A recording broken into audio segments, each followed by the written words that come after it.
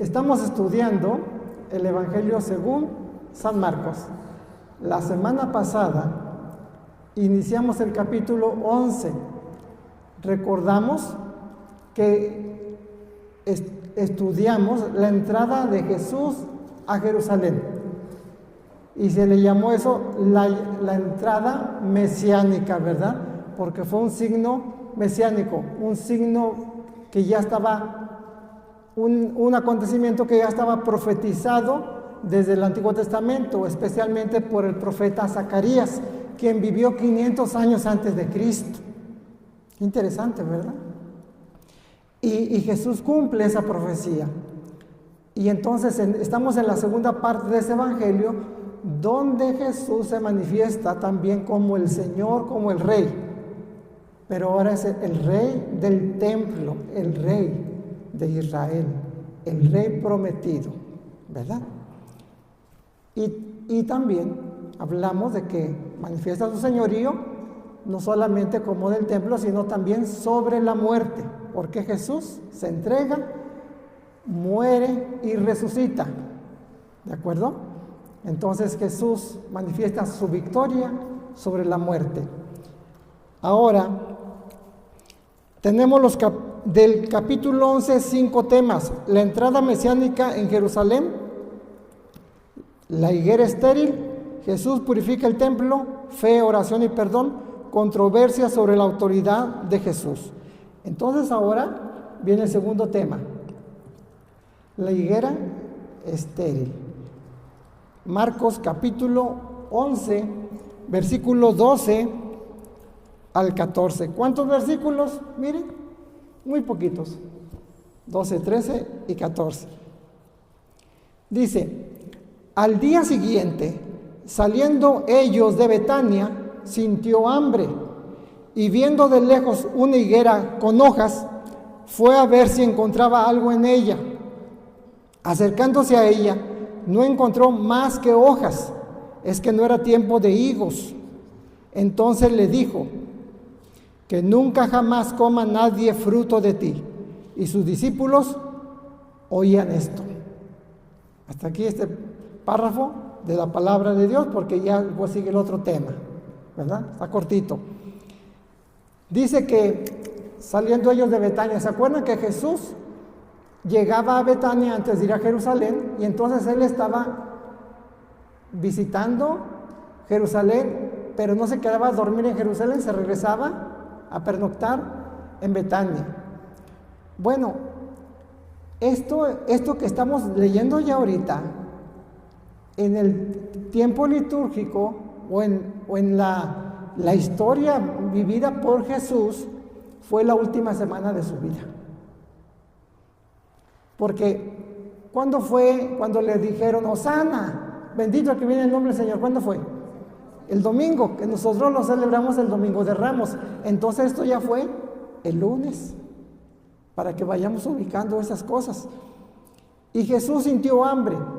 ¿Puede Jesús sentir hambre? ¿Por qué puede sentir hambre?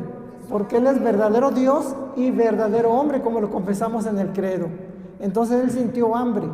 Pero, ojo, en la Escritura muchas cosas tienen un sentido espiritual. ¿Ustedes creen que Jesús ayunaba mucho, llevaba una vida de restricción, de austeridad? ¿Y creen que si realmente tenía hambre de comida? Pues yo hubiera comido ahí en Betania. Te aseguro que... ¿Quién eran sus amigos que estaban en Betania? Lázaro, Marta, María. Y Marta era muy trabajadora, de seguro ya había hecho unos panes, había hecho, no hombre Jesús, y llévate lonche y todo, ¿verdad? Imagínense que Jesús llega a su casa, o un personaje importante llega a su casa, un sacerdote que dice: voy a ir a comer a tu casa, voy a visitarte, aunque no diga que va a comer, ustedes tienen preparado algo. Imagínense cuanto más con Jesús, ¿verdad? Y había resucitado a Lázaro, ¿no? Pues le quieren dar todo. Entonces Jesús, esa hambre que sintió, es un hambre espiritual, una sed de amor, una hambre de amor, un hambre de salvación, de redención, un hambre. Cuando Jesús estaba en la cruz, que dijo, tengo sed, efectivamente tenía sed material, pero también tenía sed espiritual, de que las almas se salvaran, ¿verdad? Entonces, este es un hambre espiritual. Bienaventurados los que tienen hambre y sed de justicia. Fíjense. Entonces, dice, y viendo de lejos una higuera con hojas, hemos leído. En la Biblia hay mucha simbología.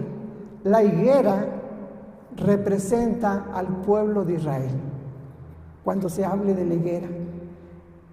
De hecho, hay una profecía de los últimos tiempos, dice, cuando vean reverdecer la higuera, es que ya se acerca el tiempo de la venida del Hijo del Hombre. ¿A qué se está refiriendo? Se está refiriendo al pueblo de Israel.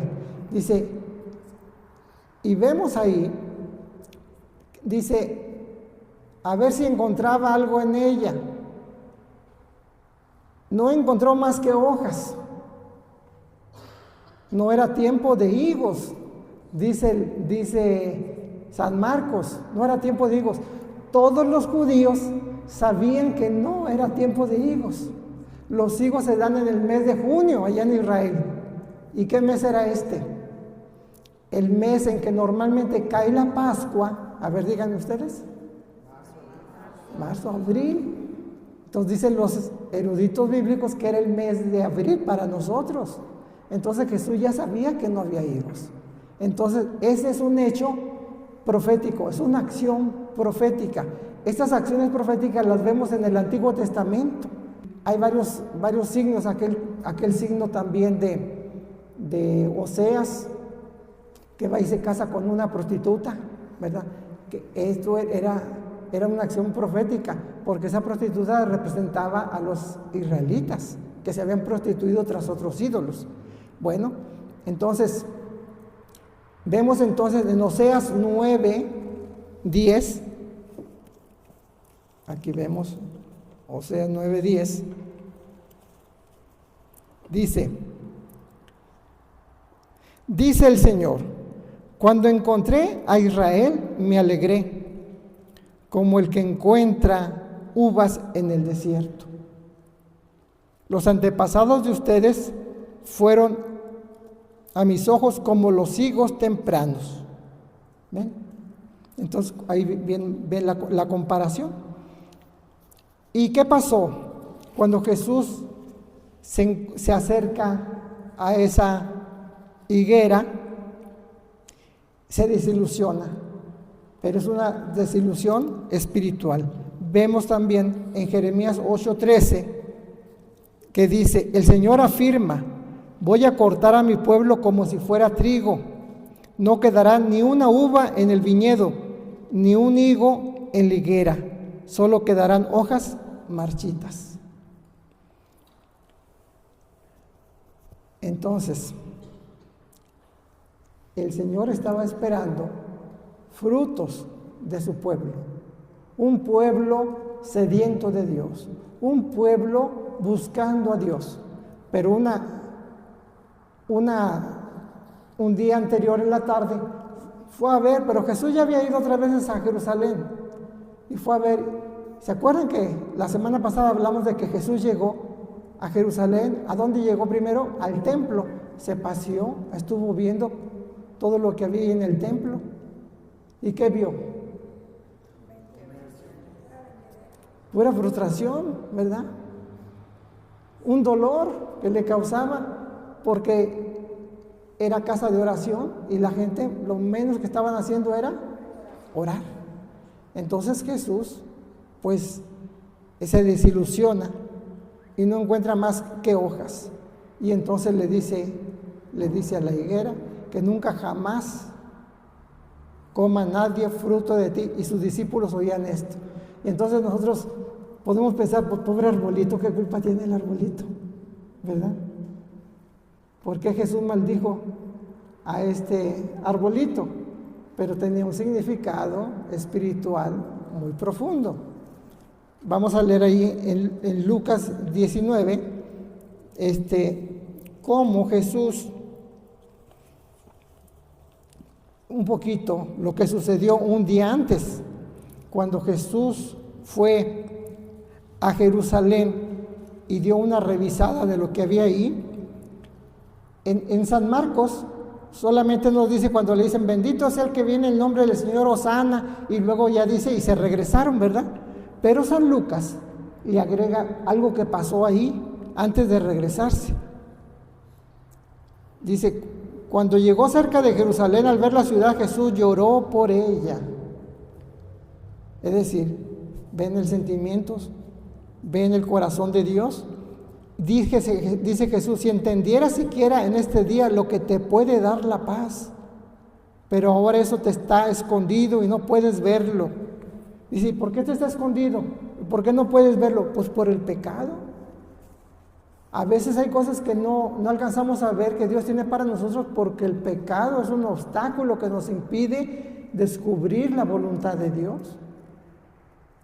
Andando en pecado no alcanzamos a ver, no alcanzamos a escuchar qué es lo que Dios quiere. Y entonces Israel estaba en una situación de pecado, ¿verdad? De egoísmo, de injusticia. Ya no estaban con esa fe con que el Señor quería que estuvieran esperándolo. Hay un pasaje en la Escritura, espérenme, creo que es Lucas, no estoy seguro, pero creo que es Lucas capítulo 18. ¿Alguien se acuerda de una oración, de una enseñanza de Jesús que dice, hay que ser insistentes en la oración, perseverantes? ¿Se acuerdan de esa? Y contó una parábola. ¿Se acuerdan? ¿Qué parábola contó? La señora que va con el juez. La viuda que va con el juez, ¿verdad? Muele y muele. ¿Sí? Entonces, hasta que le da respuesta por la perseverancia de la oración. En ese pasaje, al terminar esa parábola, dice Jesús, y cuando venga el Hijo del Hombre, ¿encontrará fe en la tierra? Y cuando venga el Hijo del Hombre, encontrará fe en la tierra. Si nosotros vivimos en los últimos tiempos, Jesús viniera, dice, ¿va a haber mucha fe en el mundo entero? ¿Cómo ven ustedes? ¿Hay mucha fe? ¿O hay deterioro de la fe? Hay mucho deterioro de la fe, ¿verdad? Entonces, necesitamos acrecentar la fe. Por eso qué bueno que estamos estudiando la palabra de Dios, porque la fe viene por el oír y el oír la palabra de Dios. Eso dice en Romanos 10, 7, por ahí, ¿verdad? Todo por ahí porque no tengo la certeza, pero casi segurito, Romanos 10, 7. Entonces, no, perdón, me equivoqué, ya me vino la luz. Romanos 10, 17. Búsquenlo a ver si es cierto, ¿verdad? Que la fe viene por el oír y el oír la palabra de Dios. Es una cita muy importante, pero sí viene en ese capítulo. Bueno, entonces, en Juan capítulo 15, versículos 9 y 10, Jesús también nos habla, Juan 15, 9 y 10, desde el versículo 1 dice Jesús, yo soy la vid verdadera y mi Padre el viñador. ¿Se acuerdan que en San Juan, cuando explicamos el Evangelio de San Juan, hablamos de los 7 yo soy? ¿Sí? ¿Se acuerdan? Yo soy el camino, la verdad y la vida, yo soy la resurrección y la vida, yo soy la luz del mundo, yo soy el pan de vida, yo soy el buen pastor, yo soy la puerta. Aquí, yo soy la vid verdadera. Dice, si una de mis ramas no da uvas, ¿qué pasa? La corta. Entonces, dice, yo soy la vid verdadera. ¿Y las ramas quiénes son? Nosotros somos las ramas. A ver, levanten la mano las ramas. Somos las ramas. Entonces, ¿qué espera Jesús de nosotros? Que demos fruto. Y si no damos frutos, la corta. Pero si da uvas y si da fruto, la poda y la limpia. Te purifica más para que des más.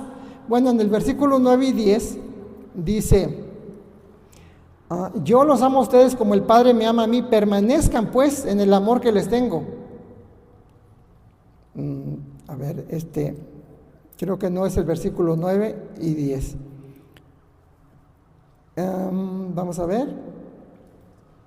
Verso 4. Sigan unidos a mí como yo sigo unido a ustedes. Una rama no puede dar uvas de sí misma si no está unida a la vid. Entonces, si el pueblo de Israel no estaba dando frutos, quiere decir que no estaba unido a Dios. No puede dar uvas de sí misma si no está unida a la vid. De igual manera, ustedes no pueden dar frutos si no permanecen unidos a mí. Y el verso 6, el que no permanece unido a mí será echado fuera y se secará como las ramas que se recogen y se queman en el fuego. Bueno, entonces, ¿qué nos enseña este pasaje? Este pasaje, para nosotros la aplicación espiritual es que el Señor está esperando frutos de nosotros. Se va a acercar a nosotros. Vio de lejos la higuera, pero fue y se acercó, acercándose a ella, ¿verdad? Buscó frutos. Jesús se acerca a nosotros y busca frutos. Y sí los ha encontrado. Dice que encontró solamente hojas. Las hojas es la apariencia, ¿verdad? El follaje así. Lo de afuera solamente encontró, se ve muy bonito. La persona como que aparenta santidad, pero Jesús conoce los corazones y ve que no hay, ¿verdad? Y por aquí sonreímos muy bien, pero llegamos a la casa y le gruñimos a la mujer, ¿verdad? Sí, nos quejamos. Dice, ¿y solo encontró hojas? Pues sí, a lo mejor nosotros la hoja del bautismo, la hoja de la confirmación, la hoja pues esas hojas que colgamos ahí en el carro de San Martín Caballero. Y sí, estamos llenos de hojas, ¿verdad? Pero frutos. Entonces, vamos a ver qué pasó con esto. Y los discípulos oían esto. Bueno, pasamos entonces al siguiente tema. Estamos aprendiendo algo, espero.